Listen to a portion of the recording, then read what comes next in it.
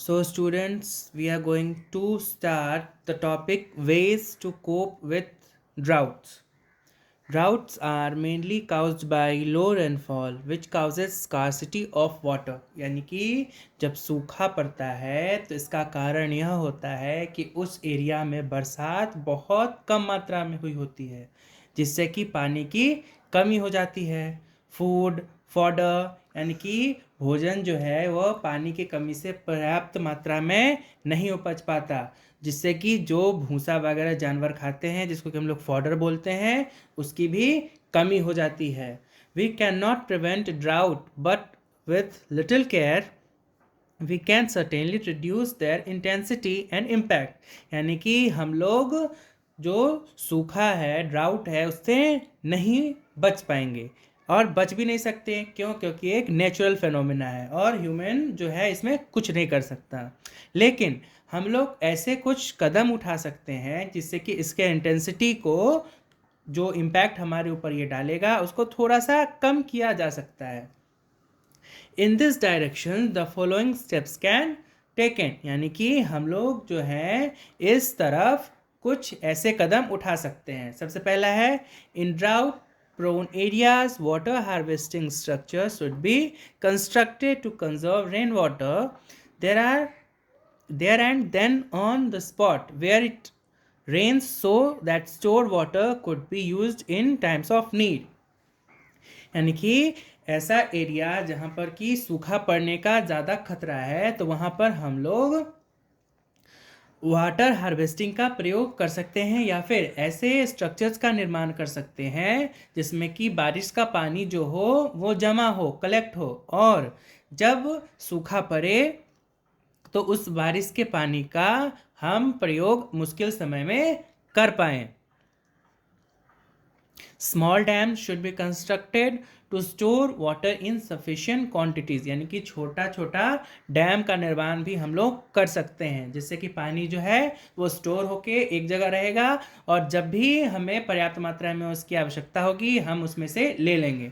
उसके बाद है, अफॉरेस्टेशन और planting of trees should be undertaking to conserve rain water and attract more rains. यानी कि हमें ज़्यादा से ज़्यादा पेड़ लगाना चाहिए, जिससे कि पेड़ जो है वो क्या करता है कि बारिश को अपनी ओर आकर्षित करता है। Drought resistant crops should be developed which could be grown in dry conditions. यानी कि हमें ऐसे फसलों को लगाना चाहिए जो कि ड्राउट प्रोन हो, यानी कि ड्राउट रेसिस्टेंस हो, यानी कि जिसको ज़्यादा पानी की आवश्यकता नहीं हो और वो ड्राई कंडीशन में भी उग जाए। Too much dependence on agriculture and animal husbandry should be avoided and other livelihood options must be introduced. यानी कि ज़्यादातर जो आत्मनिर्भरता है खेती बाड़ी पे, उसको कम किया जाए और एनिमल हस्बेंड्री पे भी डिपेंडेंसी कम किया जाए और जीवन यापन के अलग पैसे कमाने के जो साधन है उसको भी इंट्रोड्यूस करना चाहिए। हमें वो भी स्टेप्स लेने चाहिए जिससे कि हम पैसे कमाने का कोई और जरिया ढूंढ पाएँ। उसके बाद है, farmer should be encourage to join seed and crop insurance schemes which would enable them to cope with drought in a better way. यानी कि जो किसान हैं हमारे देश के, उनको इनकरेज करना चाहिए कि आप अपने फसल का बीमा करवा लीजिए, इंश्योरेंस करवा लीजिए। इससे होता क्या है कि जब भी सूखा या फिर कोई नेचुरल कैलेमिटी होता है तो उस समय में सरकार जो है उस किसान को कुछ इंश्योरेंस राशि प्रदान करती है, जिससे कि उसको थोड़ी बहुत राहत मिल जाती है। उसका जो भी पैसा लगा हुआ था उन बीजों को खरीदने में, वो सब रिकवर हो जाता है। उसके बाद है हमारा फ्लड प्रिपेयर्डनेस और control of flood. Flood are a natural hazard, but if we are prepared to deal with them in time we can check them from becoming a disaster. यानी कि जो फ्लड है ये एक प्राकृतिक हजार्ड है, लेकिन अगर हम लोग इसकी तैयारी पहले से करके रखें तो हम इसके साथ डील कर सकते हैं और इस आपदा को थोड़ा बड़ा बनने से पहले हम अपना कुछ स्टेप्स लेके इससे बच सकते हैं। If proper warning is given to the people, many lives and properties can be saved. यानी कि अगर पहले से इत्तिला कर दिया जाए लोगों को कि बाढ़ आने की संभावना है, तो वो समय रहते ऊंचे स्थानों पे जा सकते हैं, जिससे कि उनके मवेशी बच जाएं, उनका जो भी प्रॉपर्टी है थोड़ा बहुत वो बच जाए, और जो जीवन यापन के सामान है कम से कम वो लेके वो कहीं सेफ एरिया में शिफ्ट हो जाएं। अब इसकी जानकारी हमें कहाँ से मिलेगी?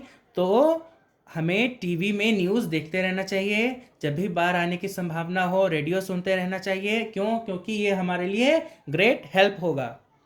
उसके बाद है proper arrangement should be made in advance for evacuate people to safer place. यानी कि पूरी अच्छी से व्यवस्था होनी चाहिए सरकार के द्वारा एडवांस में, यानी कि पहले से, ताकि जब भी बाढ़ आए तो समय रहते लोगों को उचित स्थान पे पहुंचा दिया जा सके। तीसरा है for those people who are still caught in flood, food and water supply should be drop to them by helicopters. यानी कि वैसे लोग जो कि समय रहते बाढ़ के बीच से नहीं स्केप कर पाए, नहीं बच पाए, तो जब वे अपने छतों पे शरण लिए हुए होते हैं तो उनके ऊपर भोजन, पानी और बाकी चीज़ों की सप्लाई की जाती है। किसके द्वारा? तो हेलीकॉप्टर के द्वारा, ताकि कम से कम वो अपने आप को जीवित रख सकें।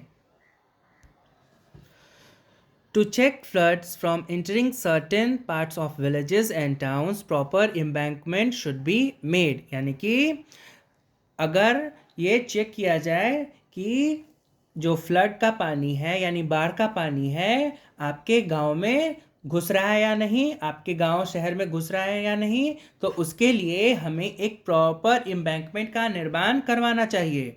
इन this way by people following different and better preparedness method one can reduce and minimise the risk of damage of floods. यानी कि अगर इन सब मेथड्स का आप यूज़ करते हो तो जो भी इम्पैक्ट होना चाहिए उसको रिड्यूस किया जा सकता है, और जो भी आपको नुकसान होने वाला है चाहे वो लाइफ का हो या प्रॉपर्टी का हो, उसको मिनिमाइज करके कम से कम किया जा सकता है।